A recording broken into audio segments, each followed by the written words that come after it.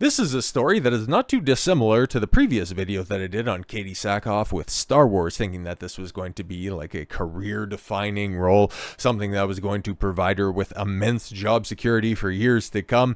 Now we can just go ahead and flip on over to the Marvel side of life, because over the weekend, well, I'm pretty sure that there's a story that's been running around, and to just put out a nice, fun, I think Sunday, I'll probably have that out over the long weekend, because a little bit of a spoiler. Okay, over this past weekend, the past Saturday or whatever it was the 23rd or something like that, channel celebrated and I celebrated 5 years of consistently putting out at least 1, 2, or 3 videos every single day. So 5-year anniversary of putting out my first video. Yay, woohoo, who gives a crap? I was fixing a water heater all weekend.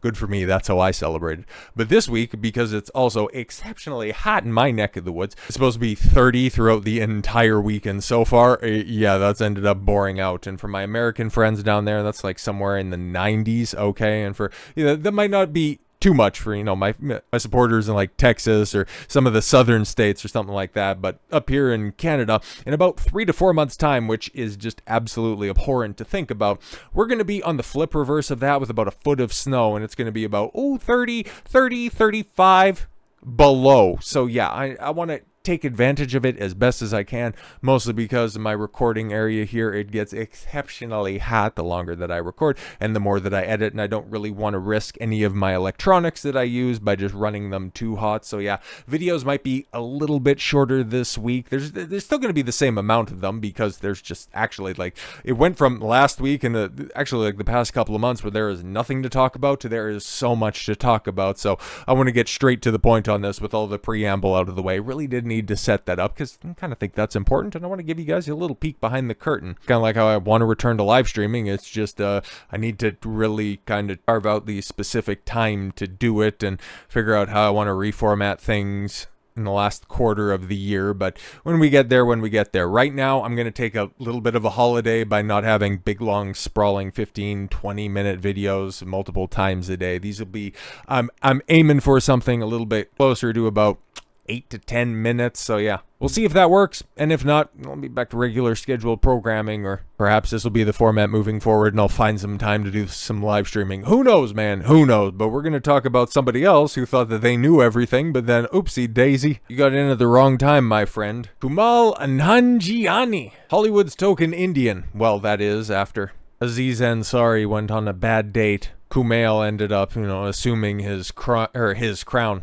He's to Indians what Pedro Pascal is to, well, I was going to say Hispanics, but everybody at this point in time. I can't wait until next year. With that Star Wars movie after the Fantastic Four flopped. Oh, it's going to be so hilarious that he's going to be the face of killing off 2 franchises. Oh, it couldn't happen to a better guy. But somebody who, according to Marvel, okay, over in the Disney camp, thought could also be that type of poster boy for their brand. I mean, what I hear, he was pretty decent in Silicon Valley, but, Kumail never really grabbed me as, like, a leading man or anything like that, so why Marvel thought it was a good idea to snatch him up for a 6-movie deal before the Eternals, okay? So the Eternals was supposed to kick off this contract, and they thought, hey guys, we gotta go ahead and lock this guy down before he becomes a big star. And then he was a part of the Eternals, and, well, as it says right here, I thought it was my job for the next 10 years, but none of that happened.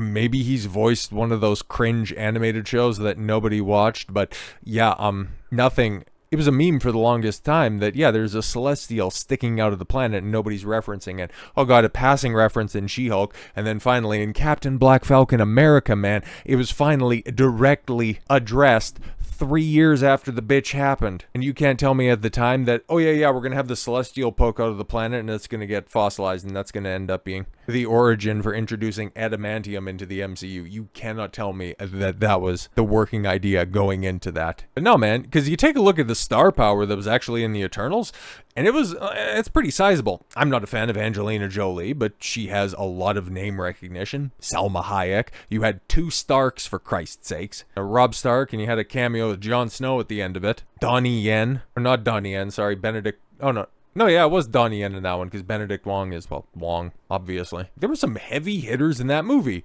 It was just trash. But it did save lives, and I think that's what's important. So Kumail Nanjiani says that he signed for 6 Marvel movies when he was cast as superhero Kingo, And honestly, like, okay, I knew he was in the Eternals, right? Because his smug face was more or less, on every poster for the Eternals. So it's like, okay, cool. I'm not going to watch that because I kind of know what's going to happen right there. But to be completely honest, like, I know Richard Madden was Icarus because, oh my God, he ended up, getting punched out because he flew too close to the sun.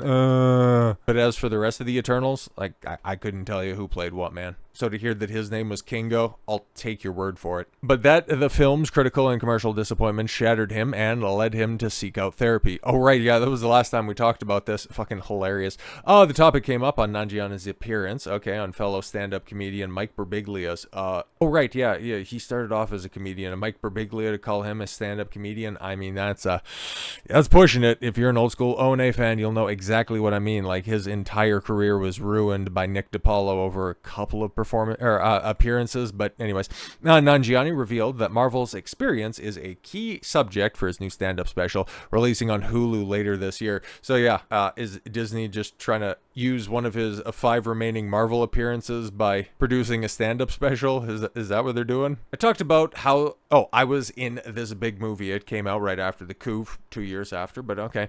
So I had a year and a half at home, and to be like, when this thing comes out, Nanjiani shared. But then it came out and it got really bad reviews and I didn't do that well. It shattered me too much. That's when I was like, I need to go to therapy to figure this out. No, it was just a bad movie that nobody liked and you guys overhyped to the moon and back. We will get to that. Nanjiani confirmed that the project was the Eternals. Yeah, we all know because he's been in a lot of stuff. But if you want to talk about a big movie, that would be the big movie. It was a big flop, but it was still presented as a big movie. So yes, he thought he was going to be much more involved in the MCU.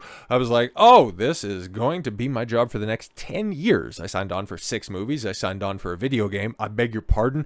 I signed on for the theme park ride. Okay, maybe he's just being, hyperbolic and just saying all of this other stuff. I signed up for all of this stuff. This is what was going to happen. Marvel was going to make me a big star, but in actuality, yeah, you were a big star, about one that was about to go supernova. Then you signed up for all this stuff, and you're like, yep, my next 10 years of my life, so I'm going to be doing Marvel movies every year, and between, I'll do my own little things, whatever I want to do, and then none of it happened. The Eternals released in November of 2021. Fuck, okay, I thought it was back. I thought it was in 2022. That midpoint in Phase 4 is kind of where everything just all mixes together. Like, in my head, I had that as a late summer release, but now that I remember, it was Shang-Chi that, the way that Marvel was talking about it, oh my God, it broke the record for the best Labor Day opening weekend, so that's how interchangeable all of this fucking slop is, and was the worst reviewed Marvel Cinematic Universe entry up till that point.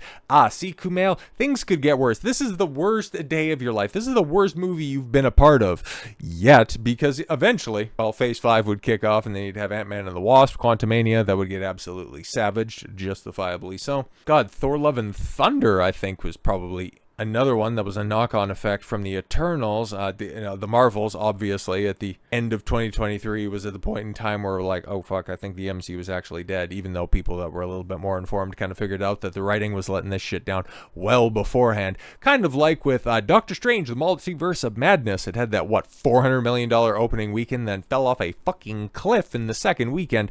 And for a lot of people that pay attention to writing, it's kind of like, oh shit, yeah, it's absolutely screwed right here. The TV shows, it didn't take that long. It took you, 4 episodes of WandaVision to figure out that, this is not going to be good. And then Falcon and Winter Soldier, what did that take you, 1 episode? And then by the time Loki came around, the first 5 minutes. But hey, guys, the guy that wrote Loki and Multiverse of Madness, don't worry. He's been put to good work. Unlike Kumail, who just got absolutely broken by this, even though during the press leading up to the release of the Eternals saying that this was upsetting the right people. And then it's so funny. The only person that ended up being upset by this had to go to fucking therapy afterwards. But yeah, he ends up, sitting on the sidelines, but the guy who wrote the slop that led to a lot of these fucking public failures ends up punching up the script, and he's apparently having a blast on the set of Avengers Doomsday. Looking forward to that? I didn't fucking think so. Yes, from the very beginning, The Eternals was sold less as a superhero adventure and more as a cultural milestone. Cast and crew spoke about the film, yes, for its historic social achievement rather than entertainment.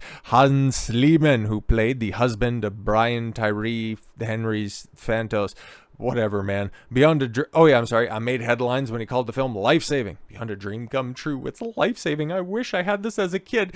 Can you imagine how many lives this is going to be saving? Well, yeah, you know, saving a lot of lives, but then it's also pissing off legendary rappers. More on that tomorrow, just because you need to have your big gay scene. But yeah, you take a look at that lineup there, man. And holy shit, there's like some pretty recognizable faces. Yeah, Kumail back there in the corner, Donnie Lee, Angelina Jolie, Richard Madden, Salma Hayek, and then a bunch of nobodies. But still, for like a bog standard non-team-up Marvel film, that's a pretty good cast. The long story short, Kumail's career as a comedian, it'll be fine. Now, you know, comedians always have, you know, dances with stardom, and even if they do fail, you know, they can just kind of fall back on their comedic chops. It's just probably going to be a little bit tougher for Kumail because he's not exactly the funniest stand-up, and at this point in time, his type of, you know, clapter pandering nonsense, yeah, it's kind of falling out of vogue for a lot of people. So it's going to be a little bit, you know, a little bit tougher for him to go. But it also speaks to how Disney is so goddamn stupid, handing out 6-picture deals to absolute duds. Yeah, there's a reason that the MCU is failing, and there's not just one reason. Oh, it's a multifaceted fucking failure. It's kind of like the Eternals now that I think about it, and definitely like the Marvels. God damn it, man. It's just so much of this Marvel slop, so much of this pop culture slop. God, it's just sucked in recent years now, hasn't it? You almost think that the MCU is heading for a rebranding. At this point in time, they'd probably look around and assess the landscape and think, you know who would be a good role model? Cracker Barrel. So with all that said, thank you all very much for the gift of your time. I've been Don Consuelo. I want you to follow your gut and get after it. Take care, everyone.